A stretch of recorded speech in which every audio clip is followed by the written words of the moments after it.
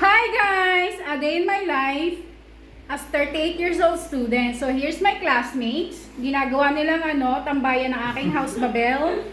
Bali, their second home na. Second home nila pero hindi sila marunong maglinis, magligpit ng kalat. Kaya pagdating ko mamaya for the general cleaning. Say hi! Papasok na kami sa school. Afternoon class. Babush! Okay. The sexual behavior,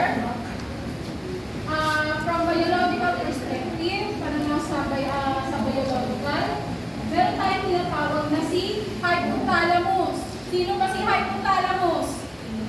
Siya ay yung most important part of the brain for sexual functioning. Okay? Ito siya. Para maging familiar lang kayo kay hypothalamus. Halimbawa, ito yung ulo natin. Ito yung brain. Kita ba? Brain. Ito si hypothalamus. Yung green. Blue-green. Ayan. Siya si hypothalamus. Ito naman si pituitary natin. Okay? Nag-gets? Si hypothalamus. Namin nakita nyo yung sensual gland, sabihin natin. Parang ito ay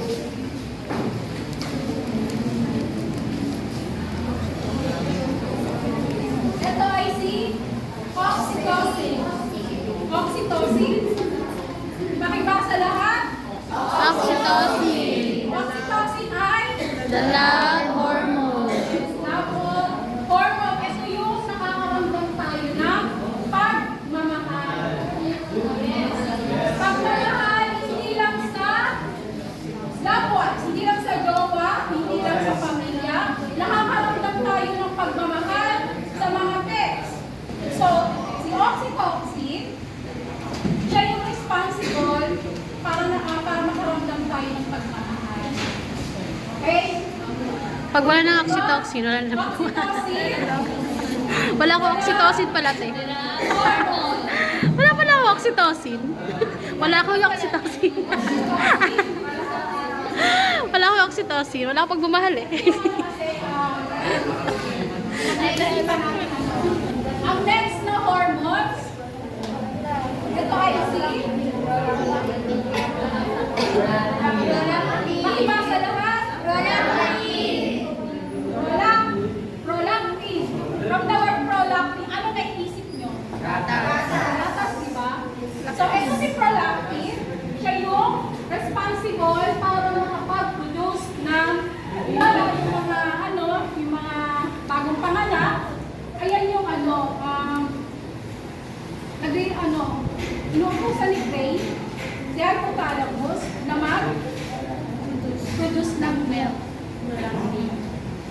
Yan si prolactin.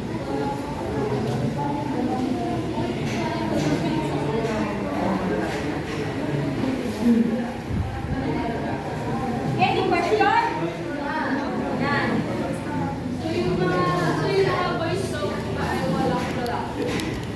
Wala. Ang lalaki, meron ba? Nagpapadede ba ang lalaki? Hindi.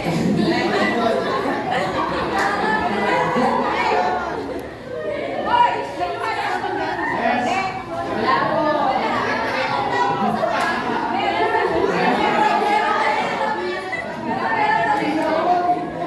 Baka naman sa...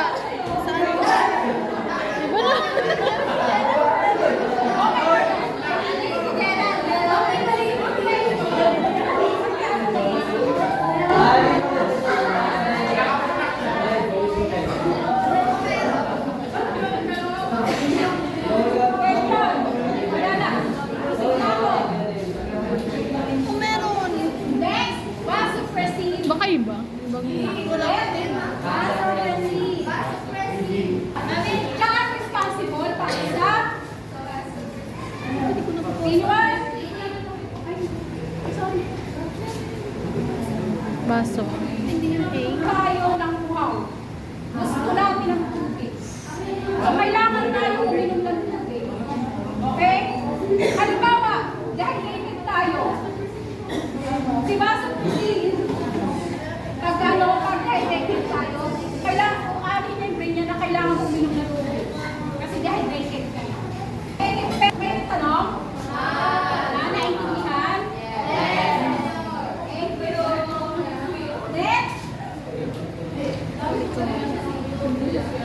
Ito. Folic stimulating hormone. Okay, meron dyan, si female, both female and male. So, itong FSH, gumagana to sa pagdating sa babae, yan yung ovarian follicles. Alam niyo yung ovarian follicles, mga kapatid? Ovarian follicles. Meron tayo yan. Ovary. Ovarian follicles, ayan yung fluid sa inside the ovary. Si Mel naman, from the word as spermatogenesis, spermatozoa, or sa Mel naman, spermatogenesis or Sperm cell. Yan yun. Estrogen and progesterone. Estrogen at progesterone.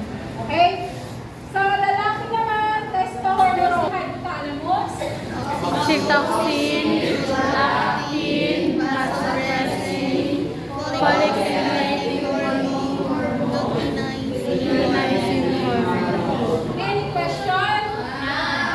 Sino yung ngayon, dumako na tayo sa sexual behavior according sa psychology perspective. So sa psychology perspective, tawag daw, sino gusto magbasa? Okay.